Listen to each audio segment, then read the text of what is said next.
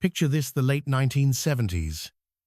An ordinary Coca-Cola bottle holds an extraordinary secret.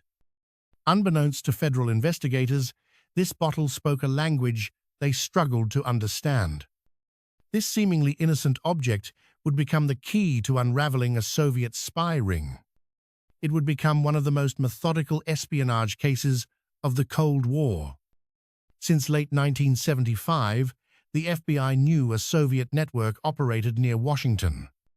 Classified documents from the Department of Defense kept appearing in enemy hands. Technical specifications, internal assessments, organizational charts, all compromised. This intelligence helped Soviet analysts understand American capabilities piece by piece.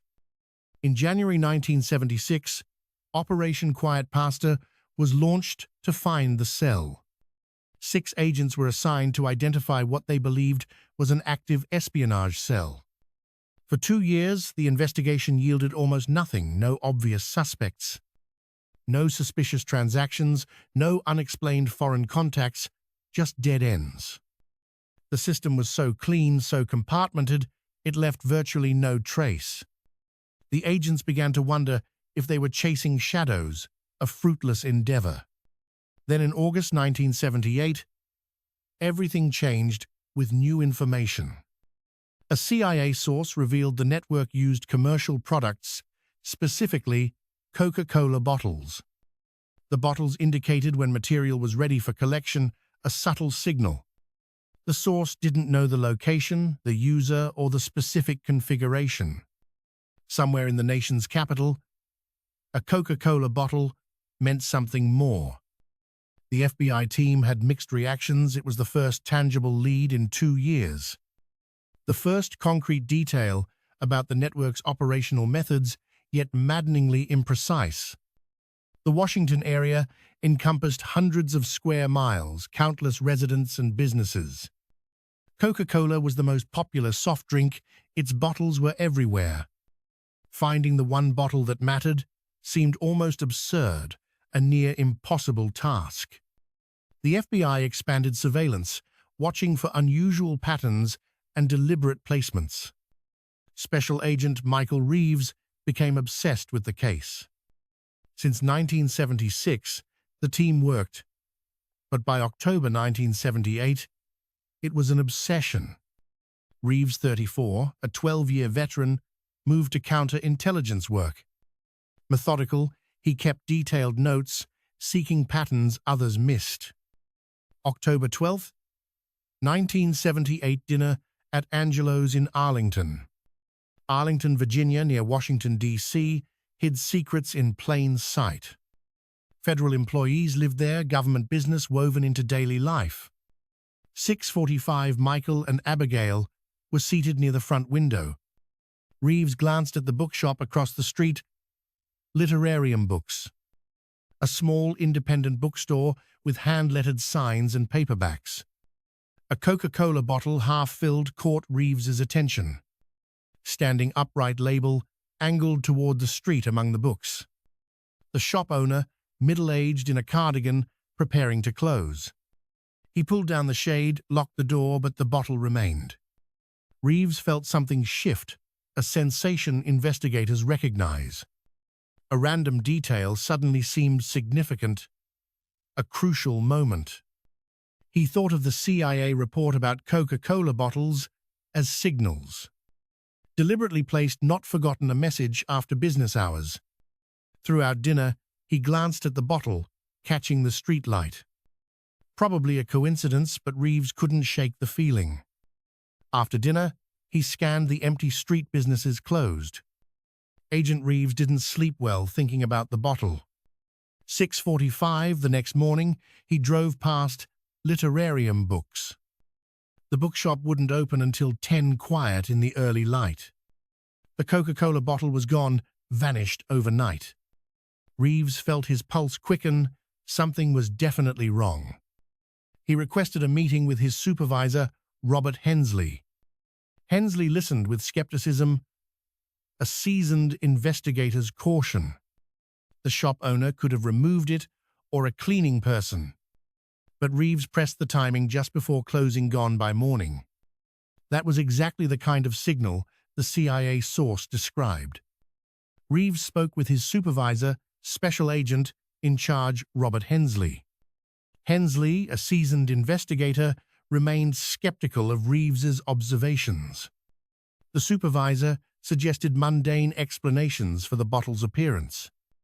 That timing, Reeves argued, matched the CIA source's description of signals. Hensley authorized limited surveillance positioning agents at the restaurant.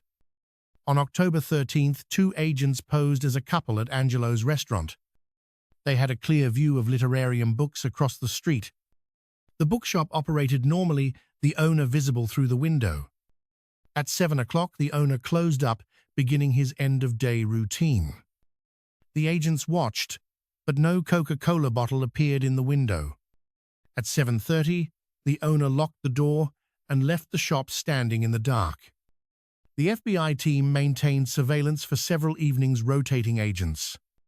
Each night brought the same result: normal business, no suspicious activity. By October 20th, the surveillance was called off due to lack of evidence. Reeves accepted the decision, but the bottle's image stayed with him. He began driving past literarium books during his off-duty hours. Weeks passed, November arrived, and Arlington took on a winter character. Reeves continued his irregular surveillance, seeing nothing unusual. On December 8, 1978, Reeves drove past the bookshop. There, in the front window, was a Coca-Cola bottle filled halfway with liquid. Reeves pulled over, gripping the steering wheel. It couldn't be coincidence. Someone was using that bottle as a signal, and someone else was reading it. He called the FBI duty officer, requesting immediate contact with Hensley. By 10:30, Hensley mobilized a surveillance team from Washington. The challenge was observing the bookshop without being detected. Hensley stationed agents in an unmarked car down the block. The night stretched on the bookshop still and dark, the bottle in the window. At approximately 4:55 in the morning, something changed. Agent Crawford focused his binoculars on the front window. Imagine a car, one of many, blending seamlessly into the city streets. From their position, agents had limited sight of the bookshop. The angle was less than ideal, and darkness hindered observation. The night stretched on midnight, past then 1 o'clock, then 2. The bookshop remained still and dark, a Coca-Cola bottle in the window. Around 4:55 a.m. on December 9th, something changed. Agent Crawford noticed movement inside the darkened bookshop. He grabbed his binoculars, focusing on the front window. They couldn't clearly see who was moving inside the shop. The angle and darkness made it impossible to identify anyone, but they could see a dim light, as if a lamp was turned on. Then the Coca-Cola bottle disappeared from the window. One moment it was there, the next it was gone. Crawford documented the time in his notebook, 4:57 a.m. Both agents realized a crucial problem with their position. They could see the front, but not the back of the building. They couldn't see if someone had entered or exited from the rear. No one had entered or exited through the front door. The door remained locked, but someone inside removed the bottle, which meant there must be access from the rear. By 6 a.m., the team reported back to the FBI field office. Robert Hensley convened an emergency meeting. The surveillance confirmed the bottle was a signal.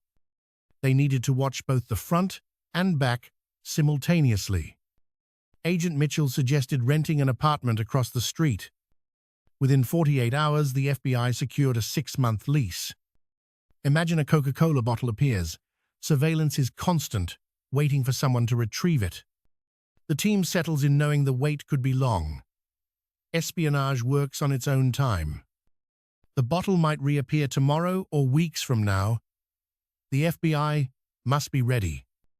Literarium Books, a seemingly ordinary shop, is under observation.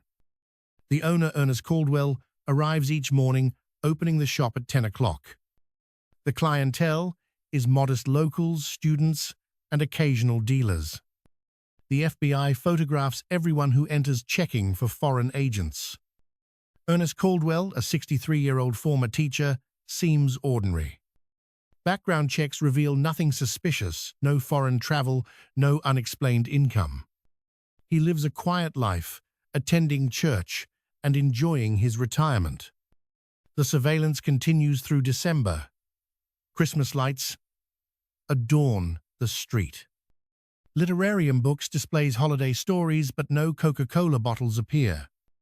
The FBI wonders if they've been detected or if the method has changed. On January 3, 1979, a Coca-Cola bottle reappears. Agent David Quinn spots it and activates the full surveillance protocol. He notifies the command post and documents the bottle's position. Ernest Caldwell closes the shop at 7 o'clock, leaving the bottle visible. The FBI is determined not to miss whoever removes the bottle this time. The hours pass slowly.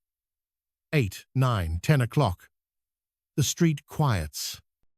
At approximately 4:30 in the morning, on January 4th, a car appears.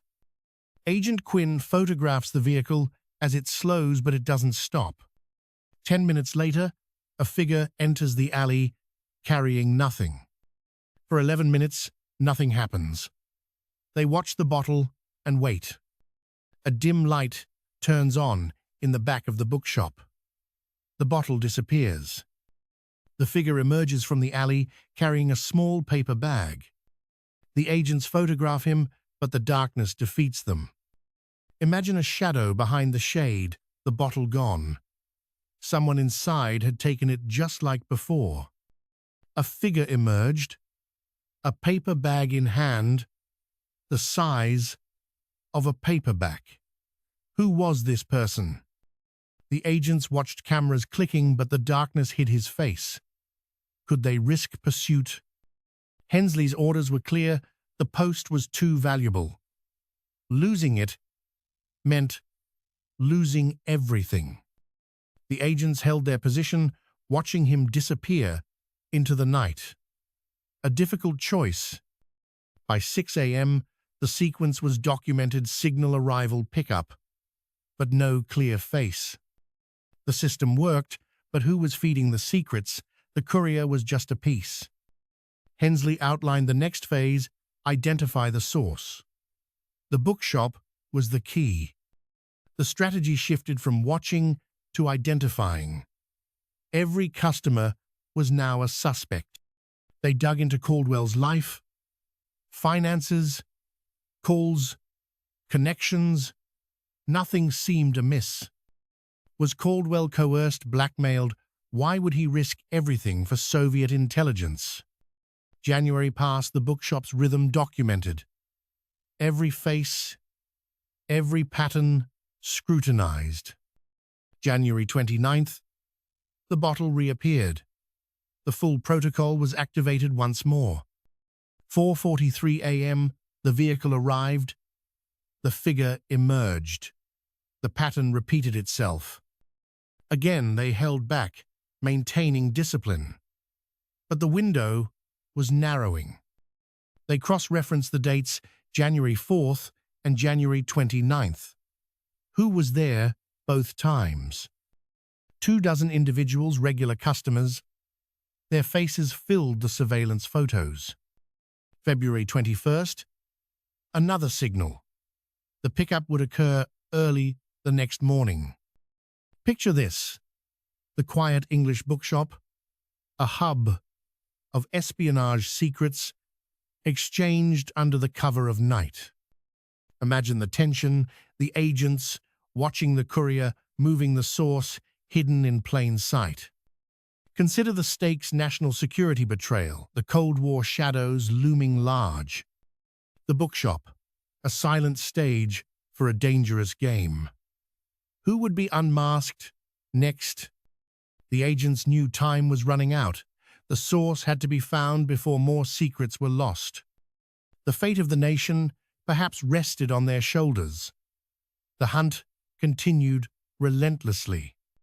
Picture this: the FBI, ever vigilant, chose not to pursue the courier directly. The team narrowed their focus, cross-referencing bookshop visitors.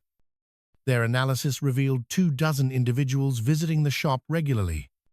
February 21st brought another signal, intensifying the investigation. The FBI added this date to their analysis, refining the suspect list. Comparing visits before all three signals narrowed the list to 6. 3 elderly women and a teenager were quickly ruled out as suspects. That left a man with a briefcase and a woman with a small bag. On March 14, 1979, the man entered Literarium Books. Special Agent Quinn photographed him from the observation post. He spent 7 minutes inside, then left with his briefcase. The FBI decided to follow him, seeking his connection to classified materials. They tailed him through Arlington to a house on Crescent Drive. At 6:45 that evening, a Coca-Cola bottle appeared in the window. The correlation was undeniable. The signal had been placed. By late evening, they identified Walter Ashford through property records. Within 24 hours, Ashford's connection to the Pentagon was revealed. He worked in a Pentagon office handling classified procurement documents.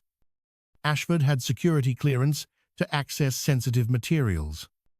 The case against Walter Ashford began to solidify rapidly. Financial records revealed irregularities, unexplained cash deposits.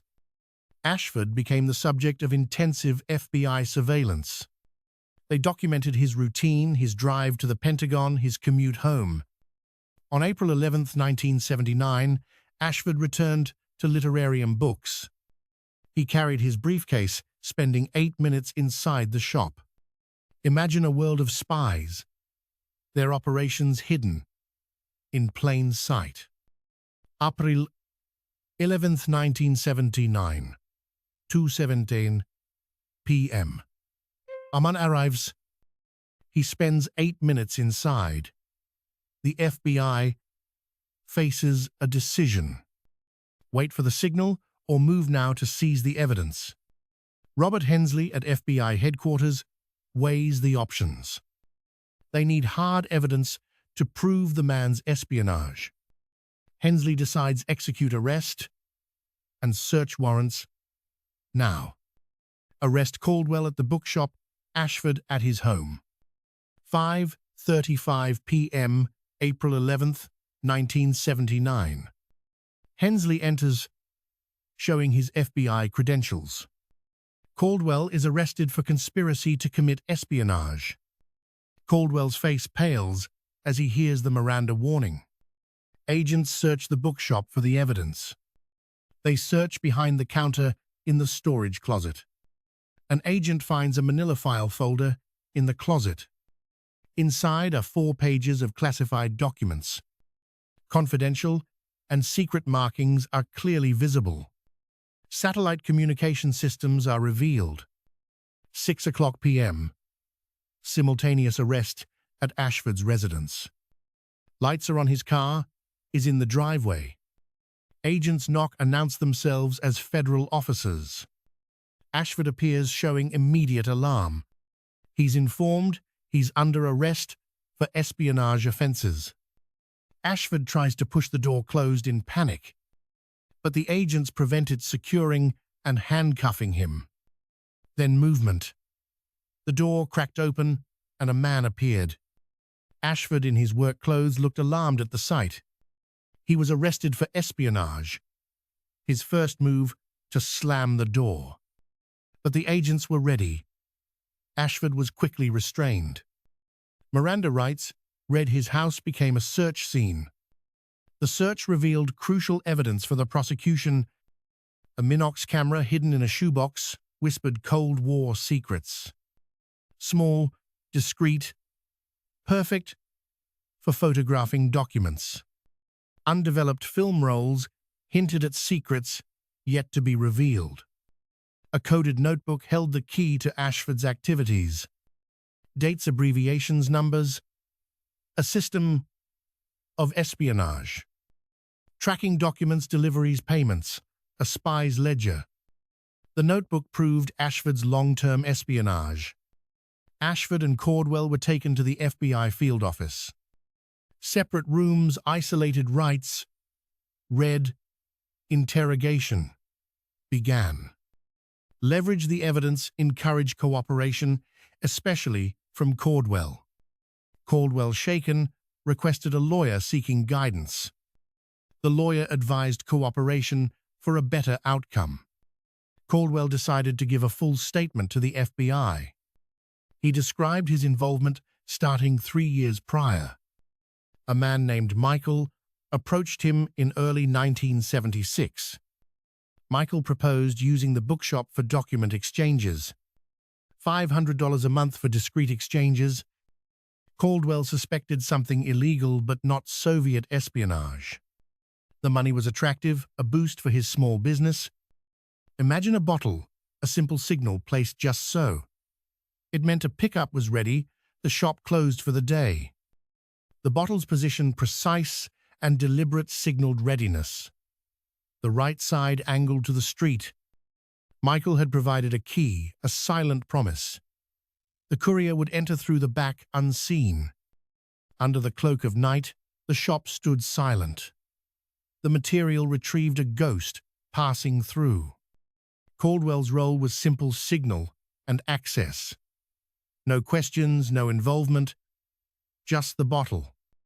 He saw the courier only a few times, a fleeting glimpse in the shadows of the night. 3 or 4 times in 3 years, a change in routine, a front door instead of the back. Caldwell's descriptions were vague: a white male, medium height, dark hair, clean-shaven. No distinguishing marks, no features to remember. He simply retrieved the material and left.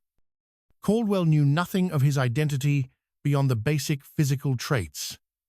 A ghost in the machine. Walter Ashford's name surfaced. Caldwell confirmed he delivered material for 3 years. He didn't know Ashford's name, just brief pleasantries about books. A casual acquaintance. Ashford would leave the material, Caldwell would place the signal, the pickup would occur overnight. A dozen times, perhaps more, over 2 or 3 years. The drops continued, unseen, unknown. Ashford's story was different. He denied everything: espionage documents, Soviet connections. The documents in the bookshop, he had no idea. Someone must be framing him, he claimed. The camera, the film, the coded notebook, a gift, a hobby, nothing to do with espionage. As the evidence mounted, his denials faltered. He invoked his right to remain silent. No more questions, no more cooperation. The wall had gone up, the truth hidden behind it. With Caldwell cooperative, the FBI turned to the courier. A plan was hatched, a trap set. The Coca-Cola bottle, the familiar signal, placed in the window as before. But this time, it was a lure. FBI agents waited inside literarium books, a silent vigil. The courier would find a surprise. April 12, 1979. 24 hours after the arrests, the trap was sprung. Careful attention to detail, everything as it should be. A normal signal, a deadly deception. 6:45 in the evening.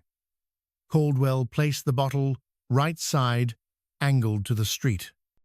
Matching the configuration, waiting for the night, the trap was set. Picture this: a courier following his routine unknowingly walks into a trap. April 12, 1979, FBI agents meticulously prepare for the operation. They aim for normalcy, replicating a typical signal placement. At 6:45 p.m., the signal is set, a Coca-Cola bottle angled towards the street. The bookshop appears undisturbed, lights off, shades drawn.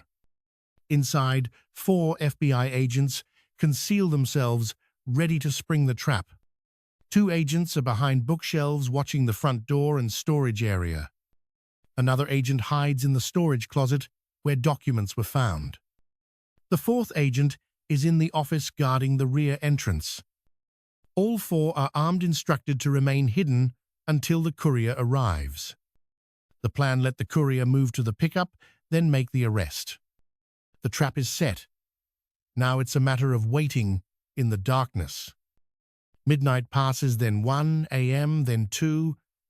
The agents remain still and silent. 3 a.m., then 4, then 4:30. Still no sign of the courier. The early morning hours come and go, but no one appears. By 6:30, with dawn breaking, it's clear no one is coming. The surveillance continues, but the result remains the same. No pickup. Had the courier learned of the arrests? Was there another signal? Perhaps Ashford's arrest alerted Soviet intelligence, halting all activity. Robert Hensley acknowledges the frustration, but recognizes their accomplishments. They arrested the source, shut down a drop site, and recovered evidence. Without the bookshop and Ashford, the Soviet operation suffered a blow. The case against Walter Ashford moves forward through the federal court system.